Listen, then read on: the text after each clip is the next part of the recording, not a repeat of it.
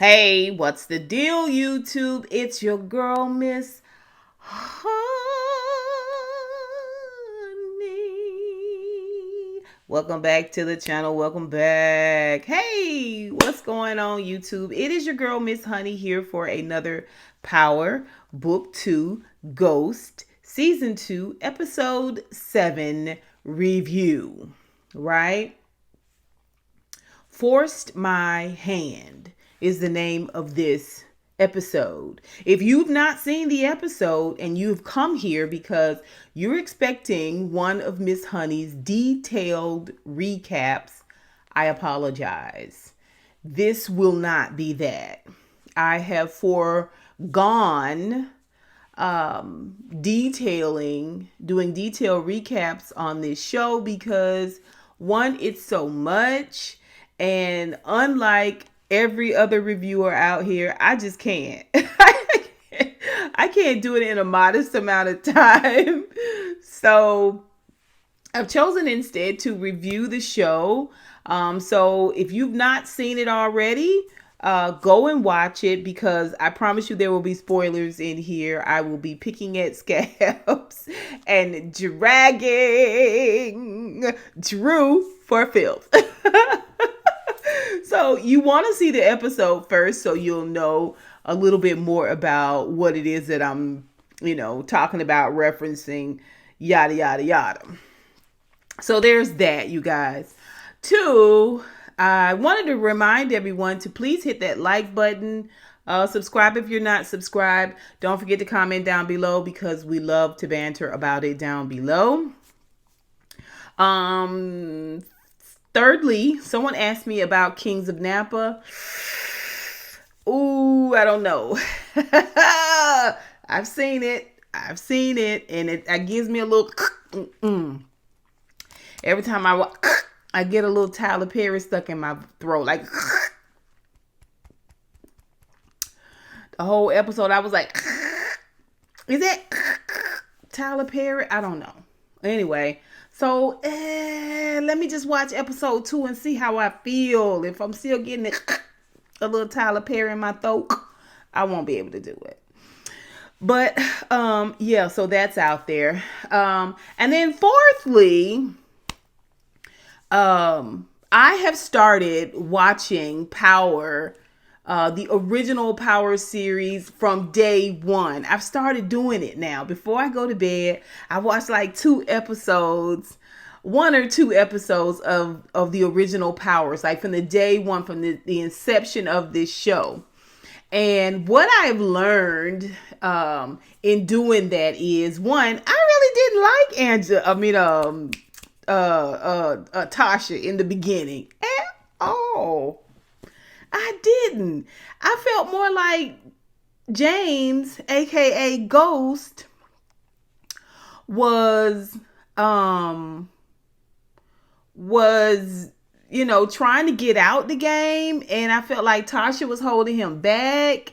Like I had all of those same old feelings. And did y'all know that? Did y'all remember? Because I didn't remember until I saw it, that Tasha basically masturgenated in the back of the car when she was pissed off with James because she saw him talking to Angela in the club. She got in the car and told Sean to take her home, and she masturgenated in the back of the car so that Sean could see. Like, Tasha was a piece of work. Season 1 of Power. I didn't remember that. But now I do, right? Like, go back and watch those original episodes, and I don't know, it just helps. It helps a lot when we in watching these book 2 ghost episodes. In my opinion, it helps a lot.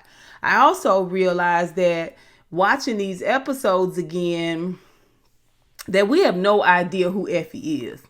Effie could be anybody's daughter, sister, or granddaughter. It could be any number of people. We cannot. I was watching Mark Dark's review, and then he did a little clip about not trusting Effie, and I was like, So after I was watching the episodes over, I was like, oh gosh, she could be any one of these people's family members, you know. The dude that Tommy brought to the club and they murked, and uh Ghost told the girl that that they were, you know, that they let go, whispered in her ear. I was like,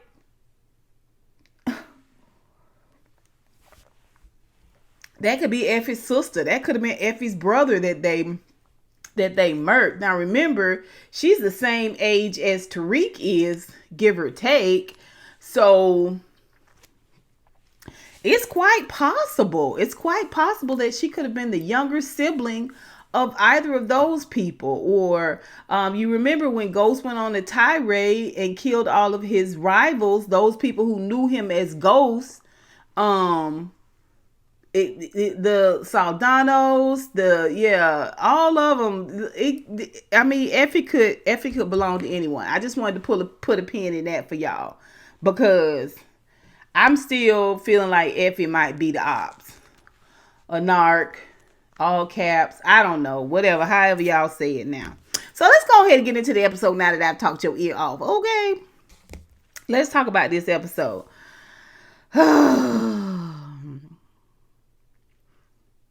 Okay, so let's talk about Monique, Lorenzo, not Monique, Monet and Lorenzo first, okay? We start the episode with Lorenzo, and he has taken Drew on a father-son assassination. You're my son. Let me show you how to brutally murder some people, right? Drew's still trying to hold it in the road. They kill the guy, what's his name, Keno, and he tells the girlfriend, "You didn't see anything, did you? You're gonna keep it quiet." Lorenzo immediately had her murked. No loose ends. No loose ends. Remember that.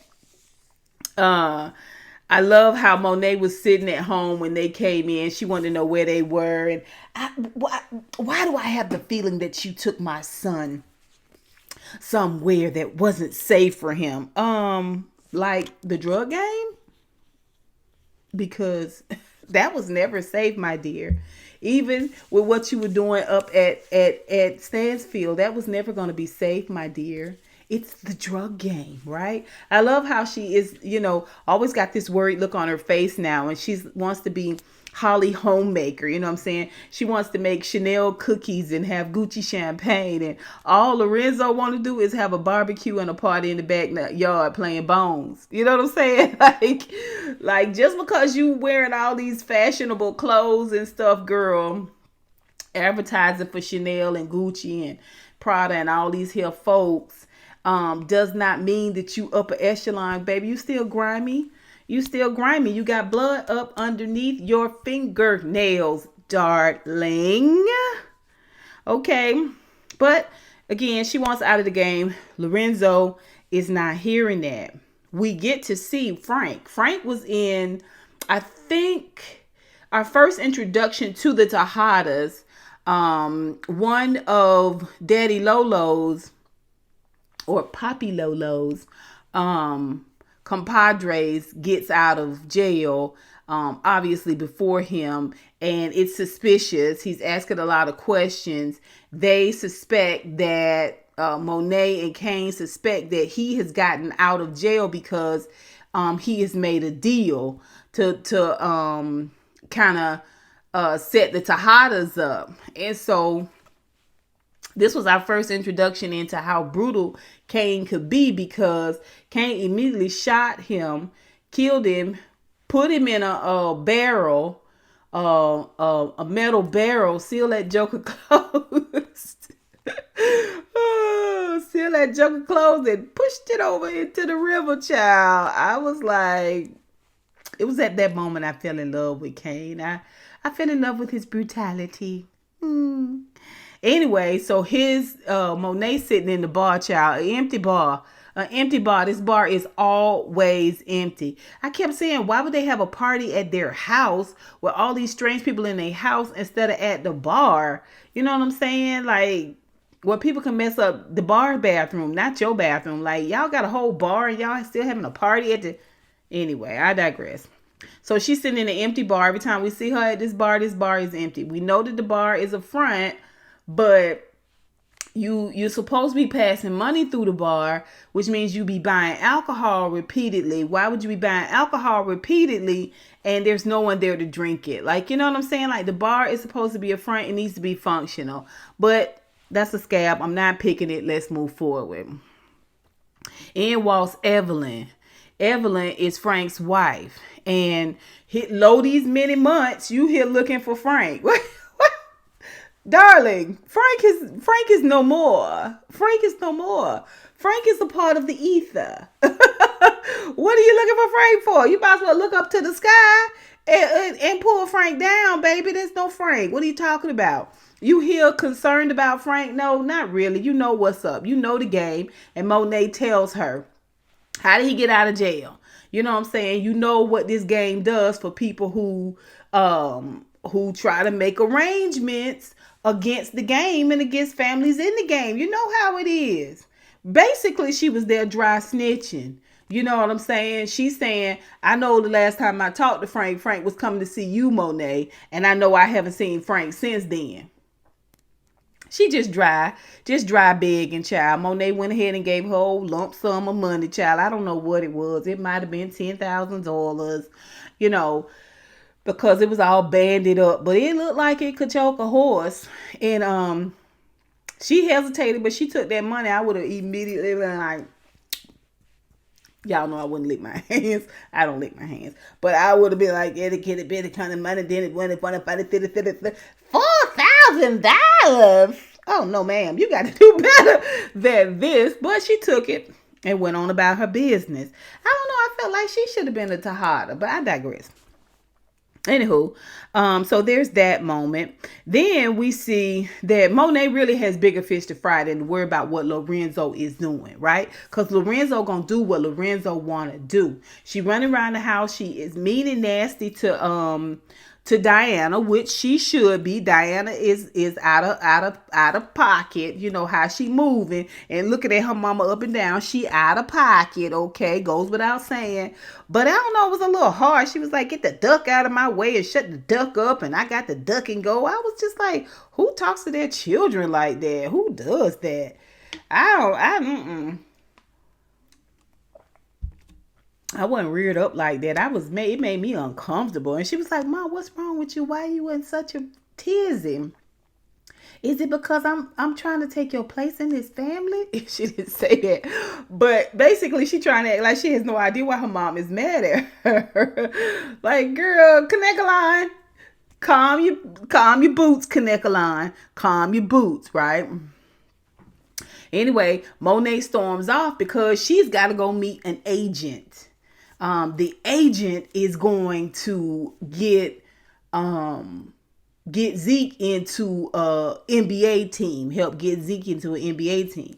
Now Zeke is down at the court, at the basketball court, barely getting his feet off the ground. He's supposed to be swoop. You know what I'm saying? He just lift up on his tippy toes. It's the worst. He's the worst. The actor who plays Zeke is the worst, right? Oh my gosh. Mecca rolls up on Zeke, aka Dante, basically rolls up on Zeke. This is what I'm saying. Monet got bigger fish to fry. And in 2 or 3 sentences, basically tells Zeke that he's his father. I'm your daddy. I'm that baby's pappy. Right? And Zeke was like, could you, I got some crayons in my bag. Can you draw me a picture of what you talking about? Cause I don't understand. He was like, you know how you got your name? And Zeke was like, my mama gave it to me. And he was like, no, buddy.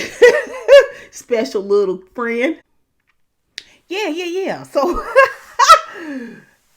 pulls out his muscles, shows him.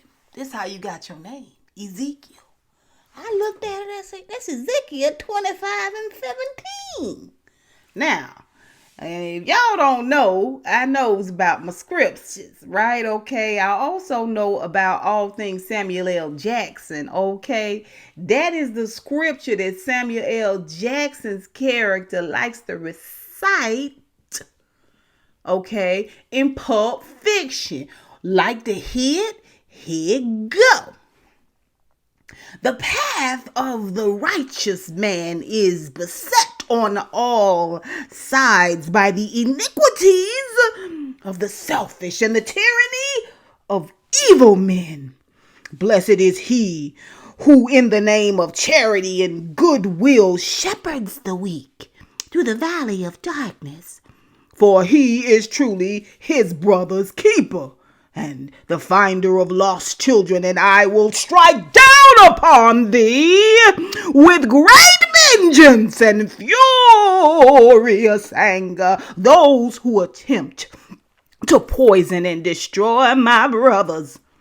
And you will know my name is the Lord. I will lay my vengeance upon thee. That's Zeke's daddy.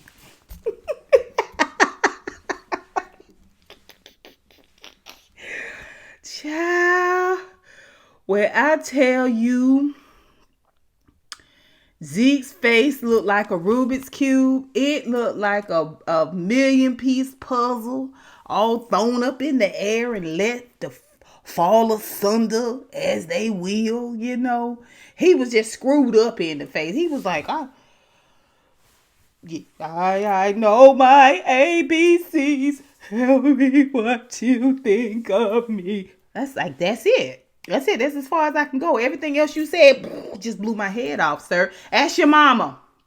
Dante say, ask your mama. Ask your mama. Now, when Zeke didn't say, my mama dead, my mama in jail, my mama a crack addict, whatever, I knew then, before the season is over, we're going to get to probably meet Zeke's play mom. Play mom. Y'all grew up in the 70s and 80s. Y'all know what a play mom is. Okay? That's like a play cousin. Okay? Okay? So, now, remember, Zeke is supposed to meet Monet and the agent. He doesn't. Monet goes down to his dorm where he is packing up a bag and he got on a cute little fuzzy wuzzy sweater. A fuzzy wuzzy animal sweater. And he put on his big boy bag. And I'm leaving. I'm going to see my mom. And he's got a little stick with a satchel tied to it that's got all his belongings in it. He throws it over his shoulder. And Monet is like, have a seat. Let me talk to you for a minute. Let me talk to you for a minute. Zeke was like, nothing's going to stop me. I'm going to go and see my mom. And I got to talk to my mom about this because this guy says he's my dad. And she's like, Zeke, sit down. Let me talk to you for a minute. He was like, you got your crayons? Because I got my crayons packed away in my backpack so I can. She was like, yeah, I got my crayons. Let me write it out for you. So she takes this big pot of lies that she's already told Zeke, and she reaches into her pocket and she pulls out another handful of lies, Your daddy is locked up in jail. He got life in prison. And puts it on top of that pile. And then she reaches up into the side piece of her wig and pulls out her emergency lies, that she keep folded up in there for emergencies. And she puts it right on top. I promise I wouldn't say anything. That's why I never told you. Okay? And she hands him this tower of lies. That's how you make it better. You make it worse. Yay! And Zeke was like, okie dokie. So then she takes Zeke's back home and has him locked down at the house. She don't want him out on the streets matriculating whatnots because she need to get him on at the NBA. And until she can do that, she got to keep him away from Dante. Now she does storm down there and try to give Dante what for, but Dante was like, Girl, I'm finna do what I'm gonna do. I'm gonna do what I'm gonna do. I don't know if you read this scriptorial on my arm, sis, but your boy is gonna strike down with fury and thunder, okay? If he don't get to talk to his son. Now, you might want to pace yourself, Dante, because as you can see, Zeke is a little slow, right? You gonna have to get him some building blocks, with some big shiny letters on it and stuff. You know what I'm saying? And then you're gonna have somebody stack them building blocks up in a way that makes sense for him. You got somebody that know how to color or draw, you know what I'm saying, arts and crafts, because this how Zeke learn. This is the only way Zeke gonna be able to be, brought into the loop fully, right? But like I said, Monet, I don't know why I want to keep calling her Monique. Monet got bigger fish to fry. Okay. Now let's move on down and talk about Tariq, Braden, and Lauren. Okay, so Tariq meets with Saxe and Davis. Now y'all know he got that anklet on, and that anklet is only supposed to go to school, to the lawyer's office, and that apartment that he was living in, right? But he didn't have to give up that apartment, so he meeting them in the school chapel. Okay, everybody has to come to the school chapel to meet with him, right? Because the halls and the ceilings are so high and so wide and reverberate sound. It's the perfect place to talk about secrets, right? It's a perfect place to have a private conversation with somebody. I mean, come on, right? So he meets with them and they want to talk about what his alibi is. Does he have an alibi? Now, he does allude to the fact that he was with the investigator that Davis was screwing around with last season, the one who ended up leaving him because she realized how unethical he was.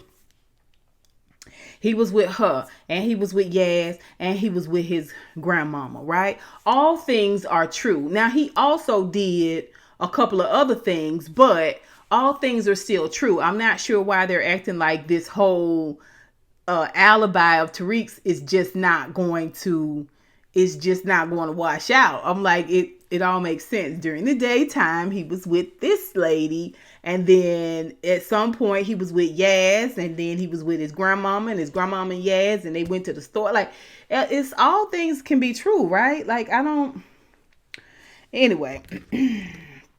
But they want to get Yaz to testify, and Tariq is shutting it down. He doesn't want Yaz to testify, right? He doesn't want Yaz involved in any of this, right? So let's move on to Braden. Now, after he done met with them, he looks at the book that Braden has brought, the picture book, and he finds the exact picture that he wants to expose to Tate, to get Sweeney out of office, to barter with Tate for his freedom. And Yaz's freedom. It's a picture of Sweeney in blackface as O.J. Simpson, and he got a knife, and it's like a Halloween party. They playing this scenario out. O.J. kills Nicole, basically, and Braden's daddy was playing Nicole. He had a wig on and all that, and scantily clad, and he was in the clutches, and Sweeney's in blackface, right? Of course, Tate wants the picture. Of course, Tariq wants to use the picture, but Braden's like, no, you can't use the picture because it's gonna bring my dad into it too, and I want to protect my father. He was like, but your father is a tyrannical supremacist, so you shouldn't have a problem. Yeah, but he's still my daddy. I was like, come on, Tariq, now you grew up with a pig for a daddy, so you already know what it is, right? Anyway, he doesn't get the picture and give it to Tate, but he does tell Tate about it. Tate is chomping at the bit. He's salivating at the mouth. He definitely wants this picture, right? And he doesn't care anything about Braden or the Westons or Braden's daddy. Screw that. I need this picture. Give me that picture. Well, Tariq is like, no problem. I can get you that picture, but you got to promise to keep the Westons out of it. No. I'm going to give you that picture, but you got to promise to contact my mama. Find my mama. Let my mama know I need to talk to her. And get my sister out of juvenile jail. Come on. I was like, you bartering for Braden?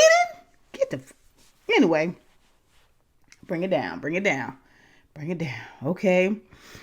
Okay. So at the memorial dinner, Tate decides to openly blackmail Braden's dad, right? At the table where everybody can hear, and Braden, who is 3 feet away behind a column, hears it as well. Sees the whole exchange. It's like, fudge. So he knows that Tariq is using Tate to help him. He knows that Tate now needs this photo. It's a calamitous mess. I don't know why when Tariq looked at the book, he didn't just take a snapshot of the picture. I'm not sure why he didn't do that. Or just pull the picture out and be like, I need this for a minute, I'll be back. Like, I just didn't understand that whole exchange, but that's fine. It's just not going to be good to piss Braden off. That's all I'm saying. But at the same time, if Kane can run Braden, you can run Braden. Like, what gives?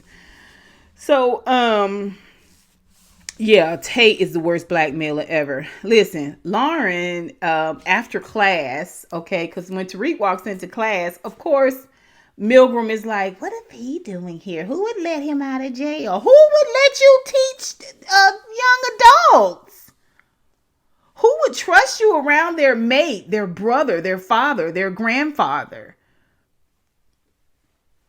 A priest. Like, all types of weird things are jumping off in this world, sister. Anywho. And then, of course, they're talking about forcing someone's hand, whatever the title is what they're talking about in the classroom. And so Tariq, you want to start us off? Welcome back. I will see you back in, he got his anklet on there, nice and shiny on his ankle. And he, just talks like regular. And then he can hear that Lauren is dragging Professor Milgram under her breath. Right. And so after class, he runs up to her and he's like, Lauren, your room was raided. Because he learns in the class that her room was raided and that she got like a drug charge. Right. And not sure why she's still in school. Typically, they kick you out of school when you. So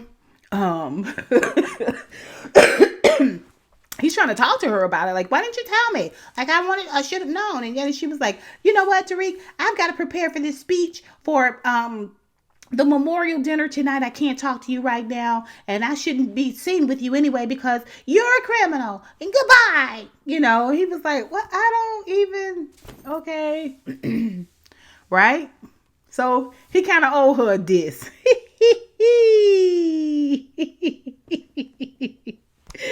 Yeah. So later on, he returns that diss when she realizes that's like the full scope of what Milgram has gotten her into. The fact that Milgram should never have been trusted. She goes to Tariq's room, hat in hand, and she's going to talk to Tariq about everything that's going on. And she just wants to apologize. I just want to let you know that I'm sorry. The way I carried myself, I should not have done it. And meanwhile, Diana walks up.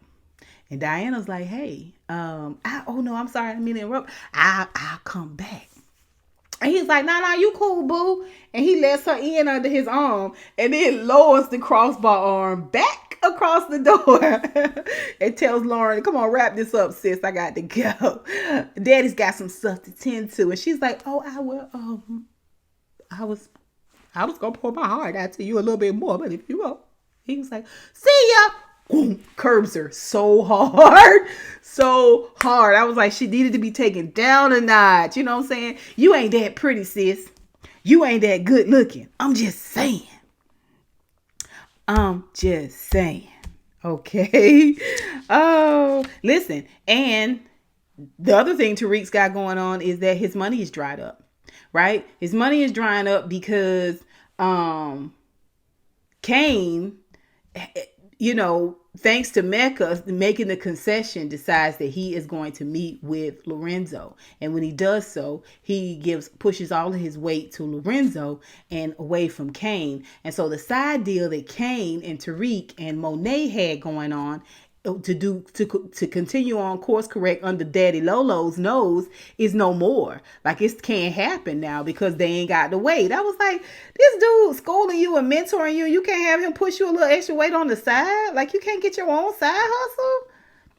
Okay, you're not trying hard enough. You need to get out of people's back seats. You need to get up out of people's back seats, right?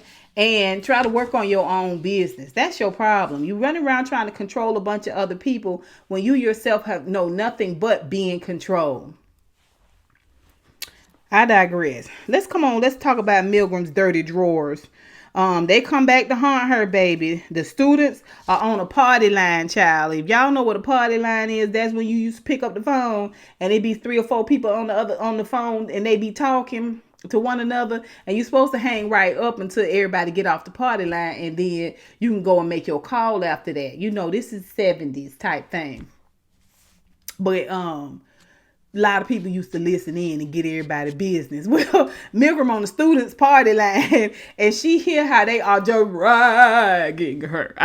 Dragging her. It's not really a party line. It's like a Zoom or a live or something like that, where they all talk about what a hoe, what a unbelievable hoish hoe she is, that she was sleeping with Jabari and she was sleeping with Zeke, and that she's got a hot puss, a hot educational puss out here for the boys.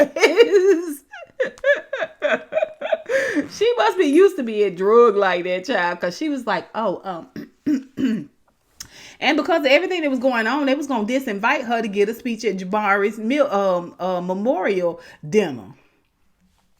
But Tate, trying to get an invitation to the dinner, fights for her and becomes her +1. That's how he got to the dinner, to try to blackmail Braden's daddy. Well, when she get to the dinner and she try to make her speech, they had an old girl that's in the class, the one that's ghetto but smart. They had her make an announcement, and I don't know what speech Lauren was working on, because all she was in charge of was introducing Milgram to the stage. But she brought Milgram to the stage and everybody was like, they say she a hoe. They say she a hoe. They say her knees stay dirty. They say she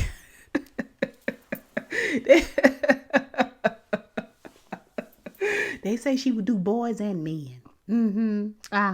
Yeah, not like minors, but it's young adult. They say the students are not off limits. Did y'all hear about the fact that she used to run a train?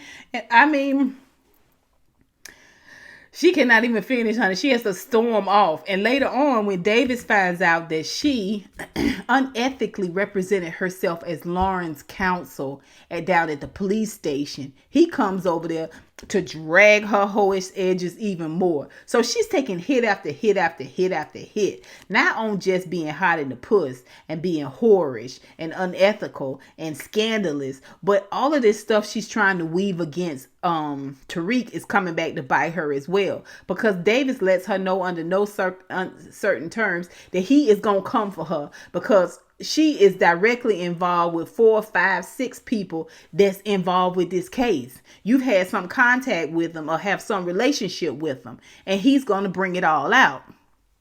Now, she tries to give him a little rare, but he was like, no, ma'am, Pam, you smack dab in the middle of this, and I'm going to make sure everybody knows it, right? It's fine. It's good. That's what we want. I think this going to be Milgram's last season on this episode. She going to be in jail without the bail. She going to be sleeping with the fishes. Either one I'm Gucci with, right? So, speaking of Davis don't make deals, you guys, but Saxe does.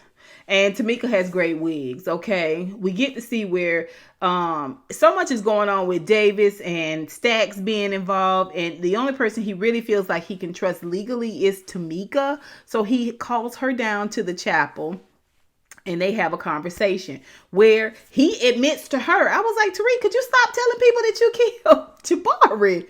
You are telling everybody that you killed Jabari. But she has a soft spot for Tariq. So he lets her know that this is why I had to kill Jabari. I had to kill Jabari because the person that killed Ramirez forced me to kill Jabari.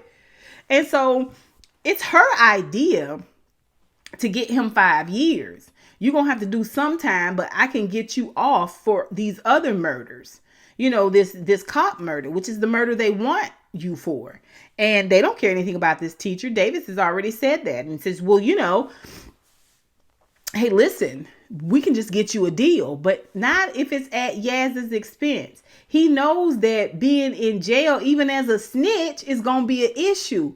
He's not going to last long. And he knows that his family's going to be a target too, because he's in jail for snitching on this person, right?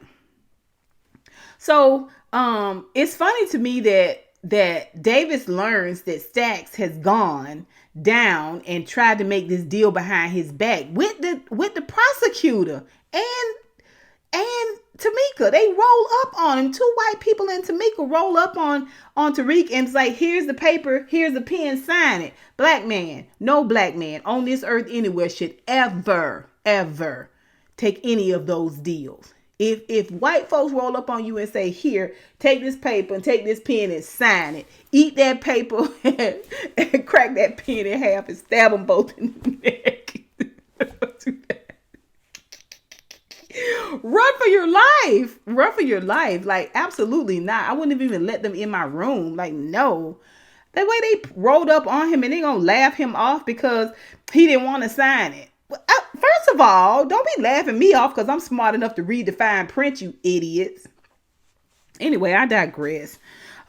Later on, we see where Davis is getting into his Bentley, baby, and old stupid A Kane is in the back seat, all masked up, child, and he gonna put a gun to his neck, and my name better not come up, and you better not tell nobody, and Tariq has to go down for this, and I don't want to be brought into this.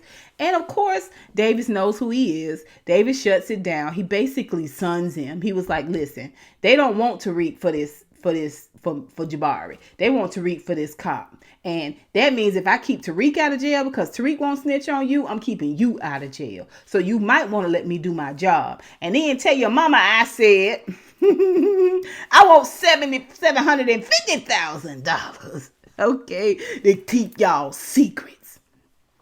And peels off. And Kane just standing there looking stupid. So, lastly, let's talk about Drew, Kane, and Diana Kanekalon Jenkins Tostada. Okay. So, like I said, Kane is on a tear about Drew. Drew and Lorenzo came to the meeting to meet Kane and Mecca to connect. And it pisses Kane off because he wants to take Drew down a notch or two. Plus, he knows that Everett is talking. He knows that Everett is a liability and that Drew continues to see Everett. But Drew is like, mind your business. You just a old yard dog or whipping dog looking for a new master. That's what he said. Old road dog looking for a new master. Baby, I tell you that pissed Kane off, and he was like, you need to talk to your boyfriend because your boyfriend needs to go, and he talks too much and he's a liability and you're letting that go. I wonder if dad knows that. And so Drew got up and he was like, I'm gonna be strong, and he pushes him into the wall and they get to wrestling. And I was like, oh no, they fighting. Anybody got any baby oil? And so just in time, Daddy Lolo comes in and separates them. And Kane tells it all. His boyfriend is the reason why I'm in this mess and the reason why everything is going crazy and this whole thing is going to blow up in our face because his boyfriend talks too much. And Drew is like, you shut up. And he is like, and Daddy Lolo's like, listen, Drew, is this true? Is this true? Is your boyfriend is he gonna be a loose end? You know what I said, no loose ends. And Drew is like, don't worry, I'll take care of it. So Drew decides he's gonna murk Everett, right? This is good. You're gonna love this, right? He's gonna murk Everett. So he sees Everett come out of his dorm and he meets up with this guy, and they give dap and they're talking a little bit. He's watching Everett the whole time. Well, Everett goes on down the boulevard. So Drew gets out of his car and takes his pullover and pulls it up.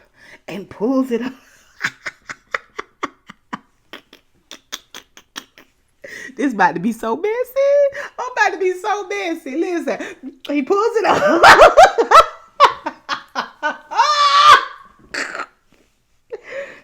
holds it up over his eyes, right? Under his eyes, just like this. And he's going to go. He's got his gun and he's going to murk him. Here's the problem. You know how when you give turkey neck, you know what I mean? You know what I mean by turkey neck. You know what I mean when I say turkey neck. When you give turkey neck, the person up there who's getting the neck, when they look down at you, basically all they see is this. That is not a disguise, Drew. That is not a disguise, especially since you spent all your time over there in this boy's dorm room giving him turkey neck, right? He's gonna know it's you because when he looks down, that's the only part he sees is you giving him turkey neck. What kind of disguise is that? A disguise is covering your entire features, sir. I was like, wait a minute. He's going to know automatically that's you because you look like when you get it was the stupidest thing. I mean, lucky for Everett that he texted at that moment, Drew, I miss you. What you doing? I miss you. And Drew was like, I miss you too. You the sweetest thing I've ever known. Was like a kiss on the turkey bone. And he aborts mission. I was like, Lord, this is a whole mess. This is a whole mess. Oh, like I said, Kane rolled up on Davis, which was an utter and complete fail. Diana decides she is going to go over to talk to Tariq. This was when he curbed Lauren. She gonna go over and talk to Tariq and ended up with a couple musky Tariq balls in her mouth. She tells him all her family business, like all of the sticky mess that the family's going through. Like she lays it all out for him and tells him that she wants to be with him and see him. And he was like, listen, you got to make sure this is something you want to do. Number one. And number two, you cannot ever let Monet know that we messing around. I was like, well, I mean, I guess they're going to be in cahoots. I guess she's going to be an ally. I don't know. Y'all tell me what y'all think. Y'all put it down below, child. I mean, this episode cracked me up. Like that whole Zeke Dante exchange was hilarious. Drew going over with that turkey neck mask to kill Everett. That is hilarious. Everett talked too much. While y'all playing though, Everett talked too much. All that conversation he had about Zeke and the badge and they found it in Zeke's room and all this stuff. See, that's right there. They let you know that you talk too much. I stand by what I said. Drew is the weakest link in this show, period. And Everett must go. Okay, period. And of course, Tamika's wigs are everything. Everything. Okay, y'all tell me what y'all think of this episode. Put it down below. And until next time, honeybees. Mwah, mwah, mwah. I holla.